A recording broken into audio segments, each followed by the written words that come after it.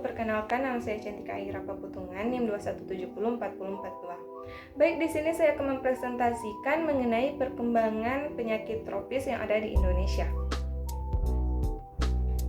Badan Kesehatan Dunia atau WHO menyebut ada 20 penyakit yang termasuk penyakit tropis yang terabaikan atau neglected tropical disease atau NTDs. Namun di Indonesia ada sejumlah penyakit NTDs yang diprioritaskan antara lain filariasis, cacingan, skistosomiasis, kusta, dan frambosia. Perkembangan penyakit tropis di Indonesia menunjukkan tren yang beragam. Beberapa penyakit seperti kusta menunjukkan penurunan signifikan dalam prevalensi, sementara penyakit lain seperti demam berdarah dan malaria menunjukkan peningkatan. Penyakit tropis terabaikan atau NTDs juga masih menjadi tantangan meskipun ada upaya eliminasi yang sedang dilakukan. Penyakit yang menunjukkan tren negatif yaitu ada demam berdarah, dengue atau DBD. Kasus DBD mengalami peningkatan signifikan terutama selama masa pandemi. Ada juga malaria. Penyakit ini masih menjadi masalah utama dengan angka kasus yang tinggi dan kecenderungan peningkatan. Penyakit tropis terabaikan atau NTDs, meskipun ada upaya eliminasi, beberapa penyakit NTDs masih belum bisa dihilangkan sepenuhnya dan kasus baru masih ditemukan. Salah satu penyakit tropis yang ada di Indonesia yaitu kolera adalah penyakit tropis yang ditandai dengan diare akut dan dehidrasi disebabkan oleh infeksi bakteri Vibrio cholerae.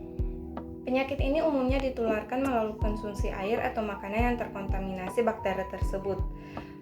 Cara penularan dari penyakit tersebut yaitu mengonsumsi air atau makanan yang terkontaminasi bakteri Vibrio cholerae. Kontak langsung dengan tinja penderita tidak secara langsung menjadi cara utama penularan karena bakteri tidak menular dari orang ke orang secara langsung.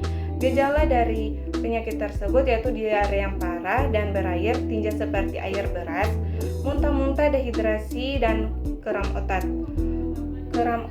Pencegahan dari penyakit tersebut memasak makanan dengan benar, memastikan air minum aman, dan menjaga kebersihan dari diri dan lingkungan, sanitasi yang memadai. Adapun pengobatan dari penyakit tersebut yaitu terapi dehidrasi untuk mengganti cairan yang hilang akibat diare dan muntah, oralit, infus elektrolit, dan antibiotik untuk kasus berat.